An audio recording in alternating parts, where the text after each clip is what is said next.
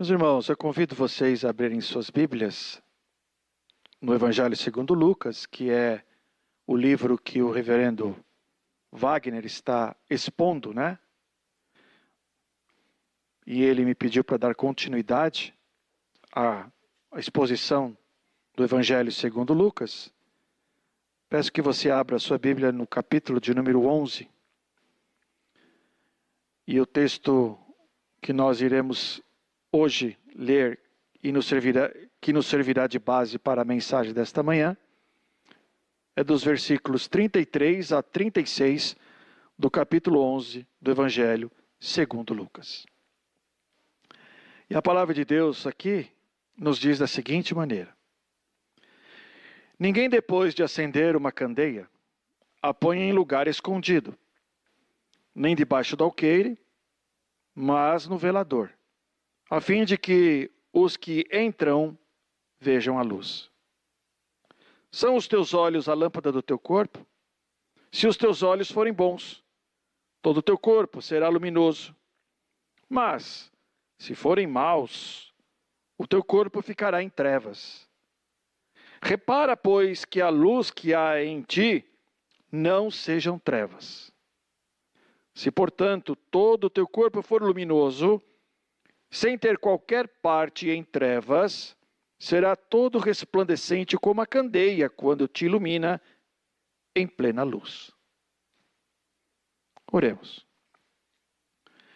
Senhor, nós queremos te agradecer, Pai, pela tua palavra que acabamos de ler. Este trecho do Evangelho, do teu Evangelho, segundo o teu discípulo Lucas. Que neste momento, Senhor, o teu Santo Espírito venha trabalhar nos nossos corações, assim como já tem trabalhado durante todo este momento de adoração. Mas que agora, Senhor, o Senhor venha nos iluminar para que nós possamos não só entender, mas com a ajuda do teu Espírito, podermos, sim, sermos filhos obedientes, em buscar aplicar aquilo que estaremos aprendendo da tua palavra hoje em nossas vidas. Para isso, Senhor, mais uma vez te suplicamos em nome de Jesus. Ilumina-nos, Pai. Dai-nos, Senhor, a graça e o poder de podermos entender a tua santa lei e exercê-la segundo a tua vontade. Em nome de Jesus que nós oramos, Senhor. Amém. Meus irmãos, é interessante notar que Jesus fala de olhos. Jesus fala de luz. E ele fala por meio de parábolas. E uma das características centrais do ensino de Jesus foi o uso de parábolas. E o termo parábola, ele tem um significado. Ele fala sobre o uso de uma história ou um ditado que busca ilustrar uma verdade usando comparações, modelos, analogias ou exemplos. Mais de 1/3 das instruções que o Senhor Jesus, ele deu aos seus discípulos e aos seus ouvintes foram feitas por meio de parábolas. E geralmente Jesus usava as parábolas para explicar ou instruir a respeito das coisas espirituais ou sobre os requisitos e características presentes no reino de Deus. A maioria dos estudiosos, ou a maioria daqueles que estudam sobre a parábola, eles mostram que essas parábolas se concentram mais em Mateus, no Evangelho segundo Mateus, no Evangelho segundo Marcos e no Evangelho segundo Lucas, como temos aqui. Temos esta parábola que Jesus fala da candeia, aparecendo em outras ocasiões em outros evangelhos também. Por exemplo, em Mateus capítulo 5, nos versos 15 e 16, Jesus usou essa mesma parábola no célere Sermão da Montanha, para ensinar o importante papel do cristão numa sociedade caída. Em Marcos capítulo 4, versículos 21 e 22, Jesus usa novamente esta parábola da candeia, agora para mostrar, depois de ter falado a respeito da parábola do semeador, explicar que tanto as obras más como as boas serão reveladas pela luz da verdade.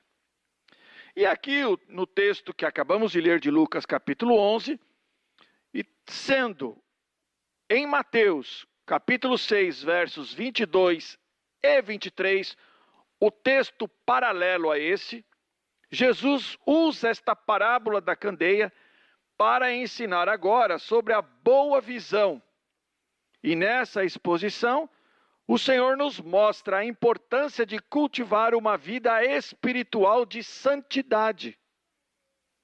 A imagem da luz usada por Jesus nesta parábola representa a palavra divina, que proclama as verdades ocultas e agora reveladas por Cristo no reino de Deus.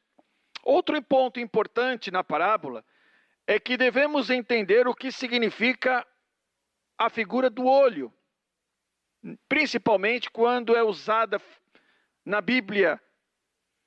E nesse sentido, então, o olho aqui, ele tem como significado a parte racional da alma, a sede ou a sede das afeições, a parte apetitiva da alma.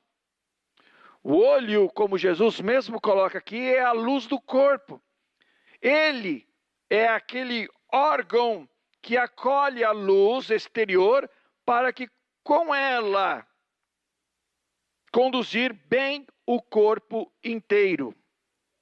Sem a luz, os olhos não conseguem enxergar. Nesse sentido, o Senhor nos fala de dois tipos de olhos: os bons e os maus. O olho bom vê apenas uma imagem, e não duas, pois o olho bom consegue enxergar perfeitamente as coisas como elas verdadeiramente são. O olho mau é o olho doente, que não funciona corretamente, não consegue captar a imagem de maneira clara. Agora é interessante, por que então Jesus fala sobre esses dois tipos de olhos? Se nós verificarmos o contexto onde está registrada esta parábola, você vai entender o seguinte: Jesus acaba aqui de expelir um demônio de um homem que era mudo. E imediatamente após esse homem ter esse demônio expulso, ele então tem a sua fala restaurada. Entretanto, mesmo diante desse milagre, os fariseus pedem a Jesus um sinal vindo do céu, porque eles continuavam duvidando que Jesus era aquele a quem ele declarava ser o Messias prometido por Deus. Acusavam Jesus de curar por meio do poder de Belzebu, chefe dos demônios. E, na verdade, os fariseus sempre se mostraram incrédulos quanto à pessoa e ao ministério de Jesus. Eles continuavam aguardando, sim, a vinda do Messias, prometido por Deus. Eles continuavam nessa crença, presos às suas tradições, a uma religiosidade insana e a um legalismo desenfreado e opressor, com o qual estes fariseus eram dominados e dominavam aqueles que desejavam viver ou buscar viver uma vida segundo a vontade de Deus. Eram hipócritas. Falavam, faça, mas as suas vidas não refletiam aquilo que eles diziam crer ou diziam fazer. Assim sendo, o Senhor mostra por meio desta parábola que eles tinham uma visão deturpada e duplicada Seus olhos estavam doentes porque eles não conseguiam enxergar aquele que estava ali diante dos seus olhos, a luz do mundo. Eles sofriam de uma duplicidade espiritual por causa do tipo de religião que eles criam e praticavam. E ao mesmo tempo, incentivava outros também a seguirem. Jesus então usa esta parábola da candeia para mostrar que os olhos desses fariseus eram doentes, porque eles não conseguiam enxergar claramente quem estava diante deles, mesmo depois de Jesus ter feito maravilhas e sinais. Essa parábola, portanto, busca nos ensinar algumas verdades sobre alguns aspectos da santificação. E é isso que eu quero abordar com os irmãos nesta manhã. Por meio desta parábola, encontrarmos aqui alguns aspectos da santificação. E quais são eles? Veja o versículo 33. Ninguém, depois de acender uma candeia, a põe em lugar escondido, nem debaixo do alqueire, mas no velador, a fim de que os que entram vejam a luz. Jesus, ele trata aqui na parábola com uma situação óbvia. Qual? Ninguém pensaria em acender uma lamparina. Candeia, ela é muito parecida com a lamparina. O pessoal aí antigo, e o pessoal aí mais da região nordeste sabe o que é uma lamparina, né? Então, Jesus mostra que ninguém mesmo, em sã consciência, pensaria em acender uma lamparina, uma lâmpada, para iluminar o ambiente. Mas ele acende a lamparina e em seguida ele coloca essa lamparina no porão da casa, ou então ele coloca essa lamparina debaixo de uma vasilha ou de um cesto. O termo aqui que ele usa, alqueire, era uma vasilha, um cesto que correspondia a uma unidade de medida na época de Jesus. Ele fala, ninguém em sã consciência faria isso. O que Jesus está declarando aqui, neste verso, é que os fariseus, aqueles que condenavam Jesus, aqueles que criticavam Jesus, aqueles que não criam em Jesus, estavam fazendo exatamente isso dentro da esfera espiritual. A luz de Deus em Jesus, que estava ali brilhando diante dos seus olhos, eles estavam tentando ofuscá-la. Em vez de permitir que a luz de Cristo iluminasse os corações deles e dos demais que ouviam e viam, como a função do candeeiro, do castiçal, onde ele é aceso e coloca-se num lugar ali do aposento da casa para que essa luz possa iluminar todas as coisas e mostrar como elas verdadeiramente são. Estes homens, contrariamente, estavam obscurecendo essa luz pela sua incredulidade. Eles estavam bloqueando a luz para que os seus corações e os demais continuassem na escuridão da ignorância espiritual. Por isso, o primeiro aspecto, a questão da santificação, é que permita que a luz ilumine o seu coração.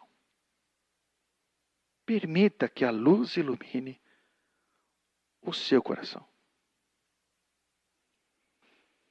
Mas você pode dizer assim, pastor, mas aqueles fariseus, eles não criam em Jesus como Filho de Deus. Mas eu creio. Quantas e quantas vezes nós, por causa da nossa momentânea da nossa falta de crença, nós temos obscurecido a luz de Cristo para que outros não vejam. Pensa nisso.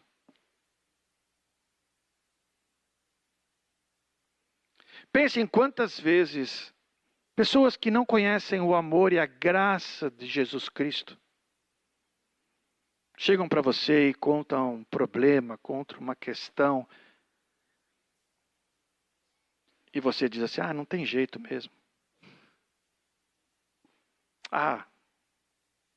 Não vai dar certo. Sem solução.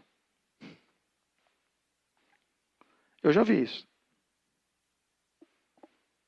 Ou então, aquele termo: fulano, fique calmo, boa sorte e siga em frente. Boa sorte. Que tipo de fé é essa?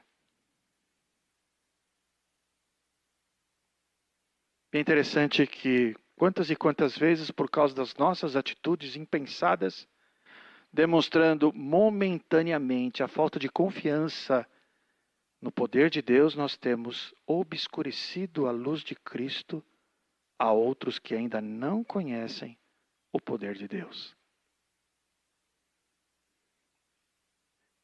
Paulo, ele mostra a figura da luz como símbolo da faculdade espiritual.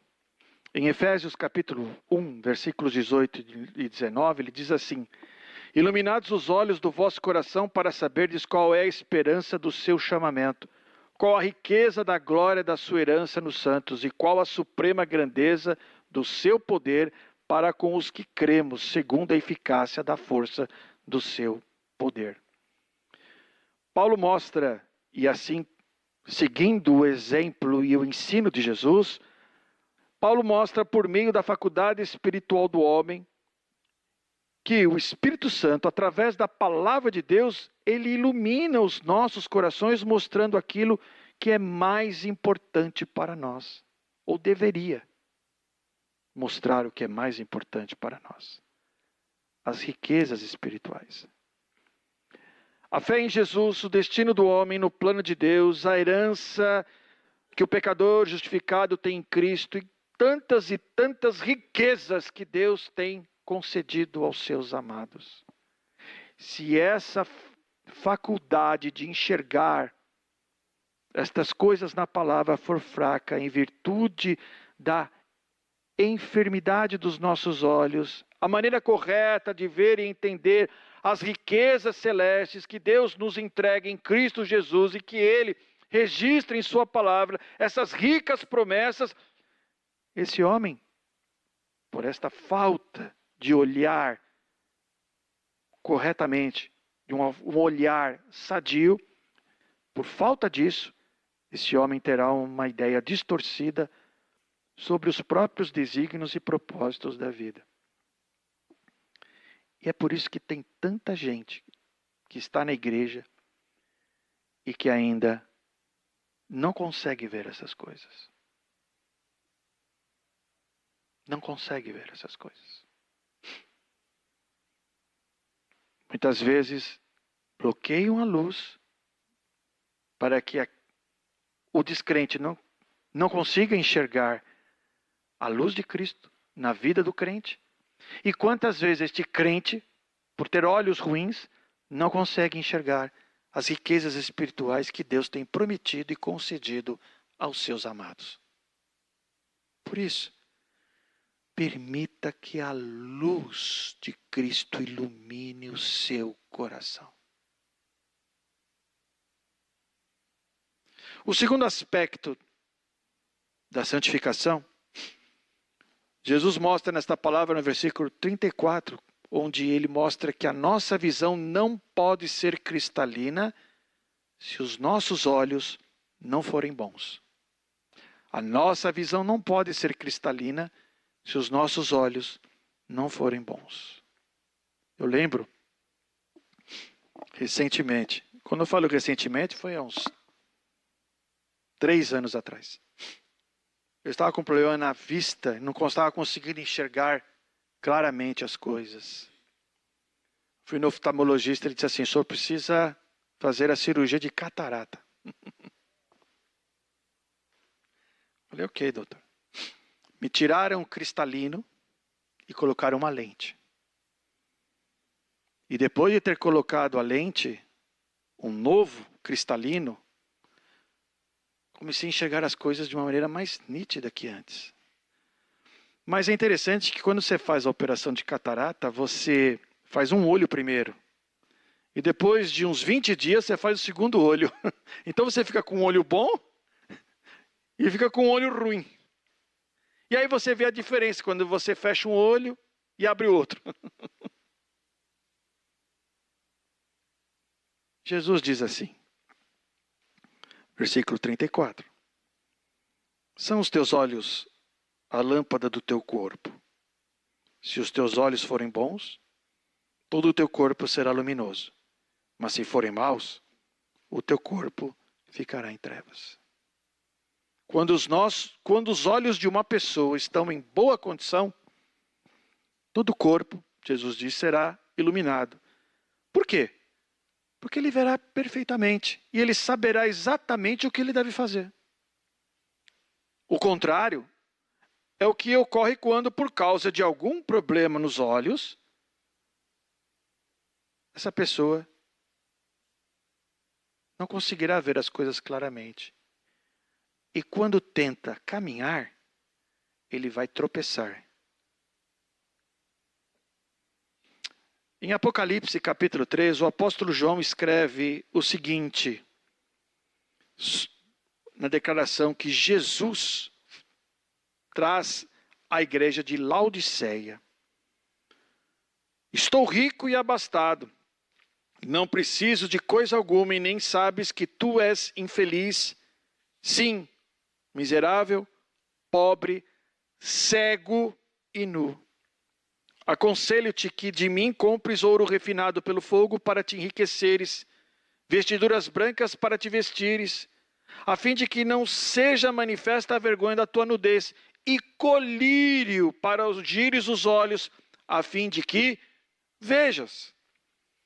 O que está acontecendo aqui é que Jesus, por meio de João, em Apocalipse, ele informa que os crentes de Laodiceia foram cegados pelo engano próprio e eram incapazes de ver com seus olhos espirituais. E Jesus então oferece a eles o colírio para que eles pudessem ser capazes agora de ver seus próprios pecados à luz da palavra de Deus e de caminhar com Jesus, que é a luz do mundo. Assim, e aqui a parábola nos mostra, quando a disposição interior de uma pessoa é reta, tendo sido santificada pelo Espírito Santo, sua personalidade inteira será iluminada. Ela possuirá o verdadeiro conhecimento de Deus, experimentará uma paz mental que excede a todo entendimento. Seus olhos foram iluminados. Porém, quando o coração não é reto com Deus, essa lamentável condição afetará também toda a sua personalidade. Em vez de progresso espiritual, haverá retardação e deterioração espirituais.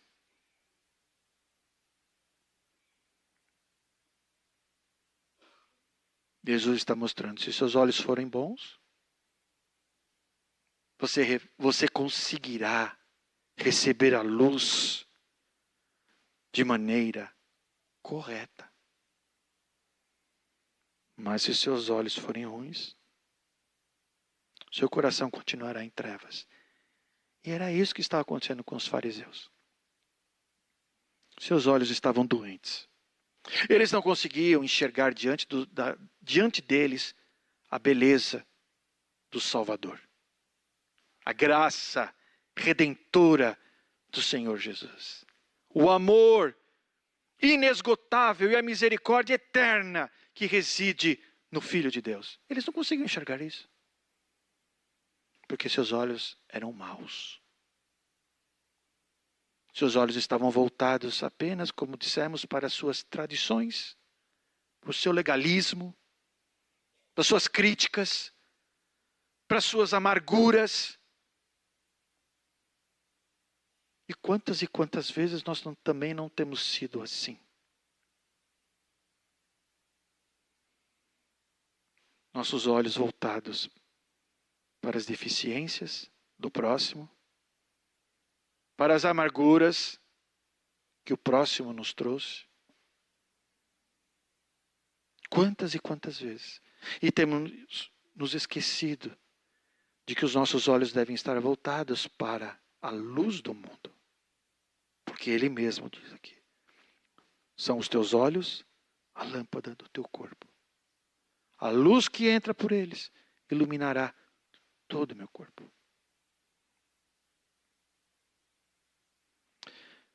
Mas existe uma terceira e último aspecto, dentre vários aqui que nós poderíamos citar, que eu quero trabalhar com os irmãos, sobre a santificação. Veja aí nos versículos 35 e 36. Repara, pois, que a luz que há em ti não sejam trevas.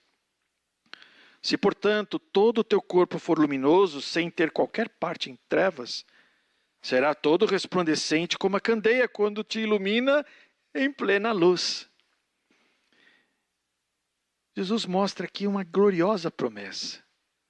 Se os nossos olhos estão na luz, nós, com certeza, seremos tornados luz para aqueles que não conhecem a Cristo. Seremos luz do mundo. Sim, luz do mundo. Reflexo da pessoa de Jesus Cristo. Reflexo da bondade de Deus. Reflexo do amor de Deus. Reflexo da misericórdia de Deus. Mas é interessante que Jesus, quando ele fala aqui, ele não fala para todos. Ele trata agora com cada pessoa individualmente. E põe a consciência de cada um na obrigação de perguntar a si se a luz do Evangelho tem produzido uma mudança genuína, profunda em seu coração e vida. Ou seja, se agora essa pessoa ama verdadeiramente a Deus e ao próximo, de modo que os frutos do Espírito sejam evidentes em sua vida. Note a ênfase do caráter dessa condição, sem que nenhuma parte dele esteja no escuro. Portanto, o que Jesus deseja mostrar aqui é que se a sua pessoa inteira está cheia de luz, santidade, sabedoria, alegria espiritual, etc., certamente essa pessoa estará de fato totalmente iluminada. Aliás, ela será tão brilhante como quando a lâmpada que está brilhando sobre você, que é aqui e agora, está aqui iluminando este ambiente. Sim, essa pessoa será como uma lâmpada, só que com um brilho mais forte. Ela fará diferença onde ela estará. Portanto, assim como uma pessoa que tem um olho natural para trazer à luz a sua existência física e poder enxergar tudo em seu ambiente terreno, ela igualmente possui, então, um olho espiritual, um coração regenerado, para iluminar a sua vida interior, para guiá-la moral e espiritualmente, para mantê-la em comunhão com o Pai Celestial. Porém, se esse olho for doente e essa luz não adentrar a esta pessoa por meio da sua incredulidade, por meio do seu desejo irrefreável por valores terrenos, por meio das sedições do seu coração, por meio da sua falta de oração, por meio da sua falta de comunhão com Deus, por meio da falta de vida devocional.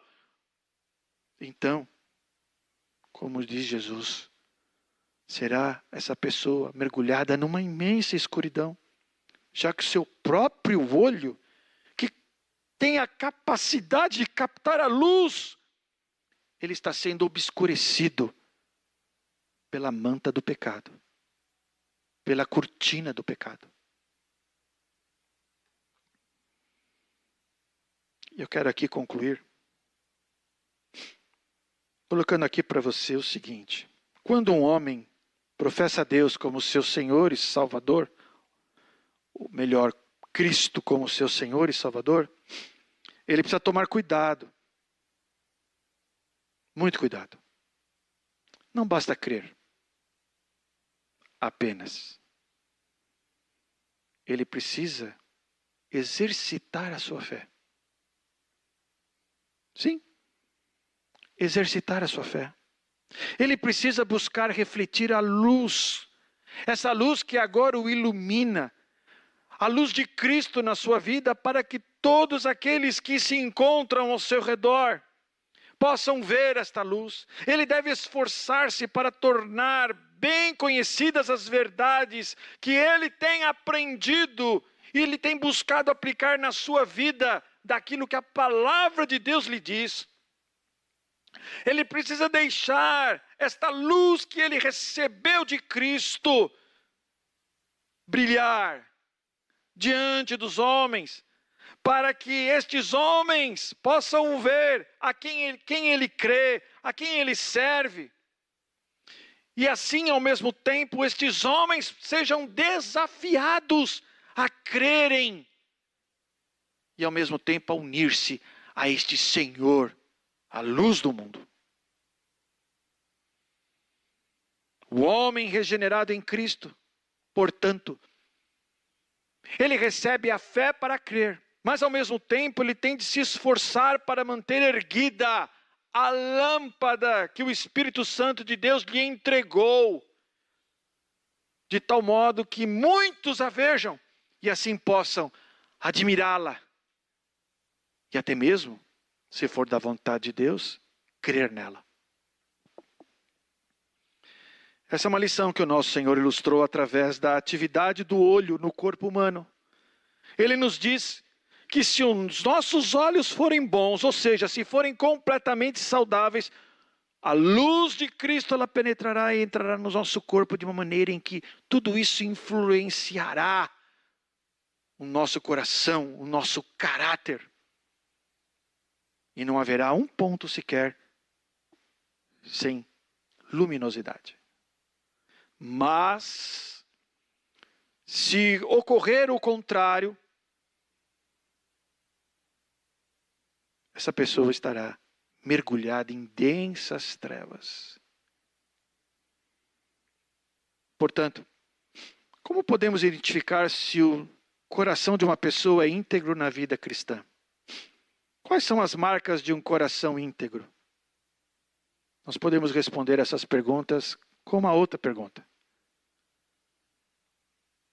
Onde ela tem colocado os seus olhos? Onde nós temos colocado os nossos olhos? Onde você tem colocado os seus olhos? Você tem buscado colocar os seus olhos na luz de Cristo? Ou você tem buscado colocar os seus olhos na escuridão do mundo? Jesus está falando a homens que criam em Deus. Os fariseus acreditavam em Deus, no Deus único. Só que os seus olhos estavam voltados para uma religiosidade pobre, fraca, deficiente, porque essa religiosidade estava baseada em legalismos, em críticas, em tradições humanas, e não na graça, e não no amor, e não na misericórdia de Deus. Homens esses, fariseus, conheciam a palavra de Deus, eram doutores, mas essa palavra não fazia a mínima diferença em suas vidas. Não havia transformação, porque os seus olhos estavam bloqueados. Porque a sua visão era uma visão doente. Seus olhos eram maus. Você, onde tem colocado seus olhos? Na luz de Cristo? Que Deus nos ajude. Se os nossos olhos forem bons, todo o nosso corpo será iluminado. Porém, se os nossos olhos forem maus, grandes trevas nos aguardam. Vamos orar?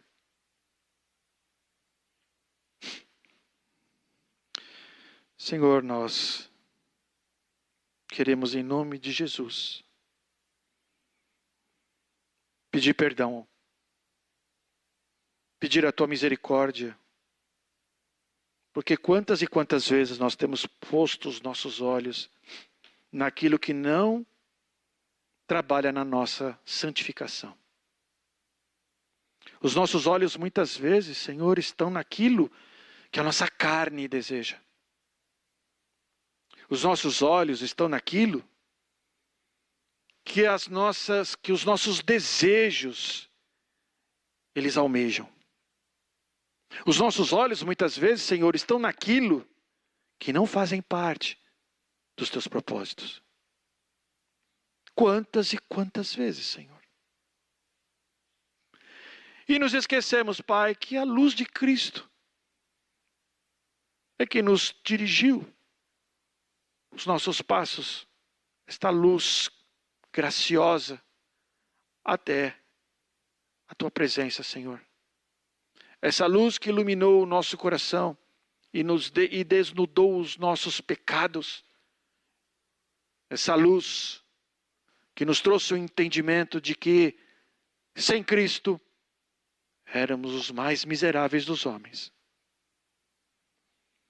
Mas quantas vezes, Senhor, nós temos ofuscado essa luz na nossa vida, porque nós mesmos temos desviado os nossos olhares, ou até mesmo, Senhor, por causa das vicissitudes da vida e do mundo, nós temos, Senhor, obscurecido a nossa visão e tornado os nossos olhos doentes e não enxergar de fato esta luz que ilumina todo o nosso ser. Ó Senhor, nos ajude a que os nossos olhos sejam curados se necessitados forem. Que a nossa visão seja restaurada de maneira em que nós possamos colocar os nossos olhos nesta luz e podermos ter, Senhor, a luminosidade dela afetando todo o nosso coração e nosso ser, para que nós possamos refletir esta grande luz aos homens que ainda não te conhecem.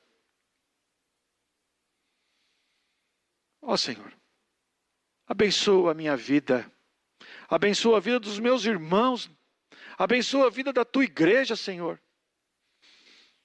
Que nós não sejamos levados, Senhor, por notícias ruins, por notícias falsas, por desesperos, por incertezas, mas que os nossos olhos, Senhor, sempre estejam voltados para a luz de Cristo, a fim de que nosso ser seja cada dia mais santificado para a tua glória, Senhor. Em nome de Cristo, Pai, que nós oramos e te agradecemos, Senhor. Amém.